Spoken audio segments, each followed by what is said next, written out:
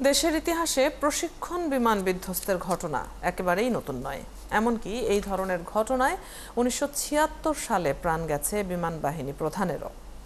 তদন্ত প্রতিবেদনে দেখা যায়, দুর্ঘটনার প্রধান কারণগুলোর মধ্যে রয়েছে যান্ত্রিক ত্রুটি, পুরাতন মডেলের বিমান, নিয়মিত রক্ষণাবেক্ষণের ঘাটতি বা যন্ত্রাংশের মান নিয়ে প্রশ্ন।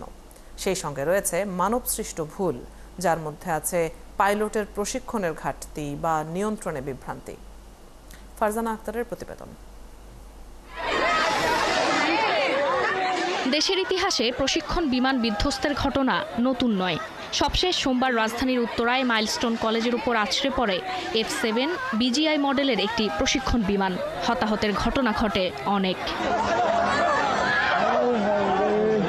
ISPR থেকে জানানো হয়, মাইলস্টোন স্কুল অ্যান্ড কলেজে বিমান বিধ্বস্তের ঘটনায় বৈমানিক ফ্লাইট লেফটেন্যান্ট মোহাম্মদ তৌকির ইসলাম বিমানটিকে ঘনবসতি এলাকা থেকে জনবিরল এলাকায় নিয়ে যাওয়ার সর্বাত্মক চেষ্টা করেছিলেন, কিন্তু দুর্ভাগ্যবশত বিমানটি ঢাকার দিয়াবাড়িতে স্কুলটির ওপর আছড়ে পড়ে। ১৯৭১ সালে স্বাধীনতার পর থেকে বাংলাদেশের ভেতর বিমান বাহিনীর বিভিন্ন প্রশিক্ষণ বিমান একাধিকবার দুর্ঘটনার শিকার হয়েছে। এমনকি এতে মারা গেছেন খোদ বিমান বাহিনী প্রধানও। ১৯৭৬ সালের ১ সেপ্টেম্বর বিমান বাহিনীর প্রশিক্ষণ স্কুল উদ্বোধন করা হয়। অনুষ্ঠানের প্রধান অতিথি বিমান বাহিনীর প্রধান air vice marshal Khademul Bashar ও স্কোয়াড্রন লিডার মফিজুল হক বিমান নিয়ে আকাশে ওড়ার পরপরই বিকট শব্দে তা বিধ্বস্ত হয়। এতে উভয়ই মারা যান। ১৯৯৮ সালের ২৭ সেপ্টেম্বর প্রশিক্ষণ উড্ডয়নের সময় এয়ার পারাবতের একটি বিমানে আগুন ধরলে ঢাকার পোস্তগোলায় বিধ্বস্ত হয় এবং পাইলট ফারিয়া লারা ও কো পাইলট সৈয়দ রফিকুল ইসলাম নিহত হন। ২০০৮ সালে JC-৫ নামের একটি প্রশিক্ষণ বিমান কুমিল্লায় বিধ্বস্ত হয়। তবে পাইলট এবং প্রশিক্ষণার্থী দুজনই বের হতে সমর্থ হন। পরে বিমানটি বিধ্বস্ত হয়। ২০১৪ সালে টাঙ্গাইলে বিমান বাহিনীর একটি প্রশিক্ষণ বিমান বিধ্বস্ত হয়। এতে দুজন পাইলট অল্পের জন্য প্রাণে বেঁচে যান।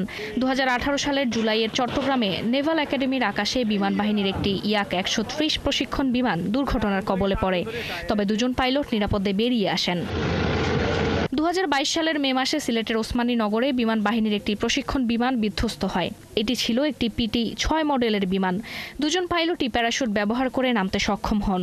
২০২৩ সালের ফেব্রুয়ারিতে কক্সবাজারের ইনানীতে একটি F7 BAG মডেলের যুদ্ধ বিমান বিধ্বস্ত হয় এবং পাইলট নিহত হন। ২০২৪ সালে চট্টগ্রামের কর্ণফুলী নদীতে বিমান বাহিনীর প্রশিক্ষণ যুদ্ধ বিমান বিধ্বস্তের ঘটনায় অসীম জাওয়াদ নামের এক পাইলট নিহত হন। বিভিন্ন সময় বিমান বাহিনীর প্রশিক্ষণ বিমানের দুর্ঘটনা পর্যালোচনা করলে দেখা যায়, দুর্ঘটনার প্রধান কারণের মধ্যে রয়েছে যান্ত্রিক ত্রুটি, পুরাতন মডেলের বিমান, নিয়মিত রক্ষণাবেক্ষণের ঘাটতি বা যন্ত্রাংশের মান নিয়ে প্রশ্ন।